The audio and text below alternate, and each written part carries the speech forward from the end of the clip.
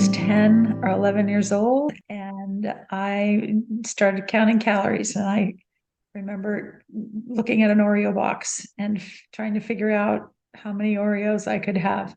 So it's been a long, long journey. And on that journey, I have done pretty much everything from restrictive diets and food programs, as well as experienced disordered eating. And up until about 10 or 11 years ago, when I finally felt that I realized I needed to do some things for my health, it required just incredible levels of vigilance and attention.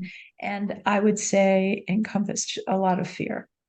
But it's the constant preoccupation with food that was weighing so heavily upon me.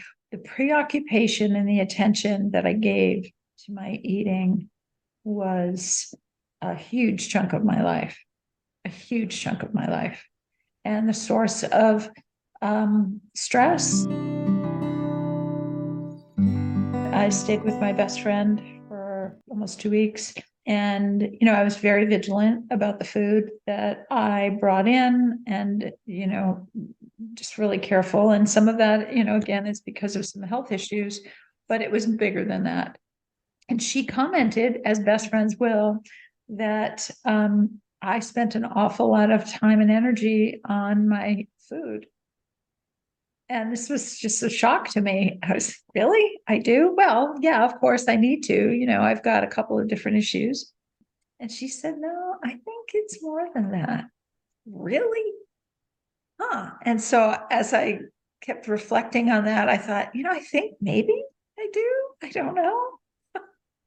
So I started to really examine it. And I really thought I had everything figured out when it came to my eating. And it wasn't until I started to dig and realized, wow, I am not even close to peace with food. A few months later, I found your program and I thought, oh, this could make sense. And I think at that point, when you and I first met, I was pretty quick to tell you where you could improve the program if you would just do a couple of more things. You were very kind and you said, yeah, that's really not part of what this is about. Boy, I wasn't your easiest client. I'm sorry. It was so much different and so much better, so much deeper. Peace was at the end of the rainbow for me. Yeah. The process for me, because I was trying to turn it into a diet, so I had to get from that point to the part where I just wasn't so focused on what I wanted the outcome to be. And I just let the process happen and made peace with whatever that looked like and trusted you. I had to trust you. And I purposed to trust you in the beginning, even though I wasn't sure that I could. And then I challenged you a couple of times when I wasn't experiencing what I thought I should experience. And you were very patient. You never got offended. You never backed down.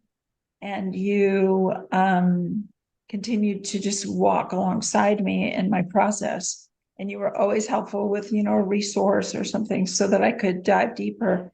And then it got to the place where it's like, I think I get it. And, do you ever really fully get it? I don't know, but I'm on a journey. And again, the peace that I have, I don't have that internal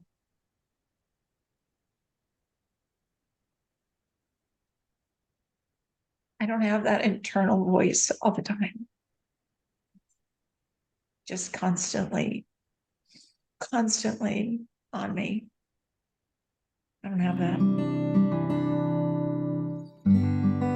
I was thinking about you this morning because I was doing yoga, and the Gisele that came to you, a year and some months ago, that was not going to happen because, it didn't get heart rate up and it didn't burn calories and it didn't I don't have time for that, And breathing, what in the world are we talking about here? And now I so value the time I set aside every day to just really focus on the breath, to meditate, to have peace, and I just started my little yoga journey. Who is this person? And there's just a lot more peace. Well, I enjoy food. New Year's Eve, we went to a party. I didn't give two hoots about what I was going to eat, nor did I think about what they were going to have. I probably ate an hour before we went because I was hungry, but I didn't eat. And I just went. I was busy talking to people. It just wasn't the focus of my evening. And I thought about that later and I was like, that is so cool. It was great. It was just, like I said, it was very relaxed and, very peaceful. Normally going to events would be very stressful for me. So there's a big difference. I am a lot more relaxed with myself. And so I'm a lot more relaxed with my family, which I know they must appreciate. And yeah, I think I'm just learning to be more gracious, with myself and with other people. It impacted the way that I see food, the way that I enjoy food, the way that I judge myself, the way that I judge others in my family. It's changed all of those things. It's also part of my journey in being mindful and being present. So that's a process I'm still diving deeper into and just trying to master. I don't know that I'll ever fully master it, but I am trying. Food can be the thing that locks us in a prison. It can be the thing that tears us down, but it can also be the mirror that helps us see what's really going on inside. And I'm grateful for that struggle that I've had. I'm grateful for it because I know it's made me a better person. I know it's made me more empathetic towards other people who have struggles. I know that it's helped me to learn some tools. So I'm grateful for this process. And when you get to the place where you can say that and say, I feel as though I'm on the other side, it's made me a stronger person. It's definitely been a blessing in my life. Then I think that, maybe I can start moving on to another journey, another thing that I can work on in my life. If you're not experiencing peace when it comes to food, then there's a way to get to the other side. And if you want to get to the other side, you can. You really can. And it's not as hard as some of the diets you've been on. It's really not. And it's a lot healthier. And there's a lot more joy, and it's sustainable.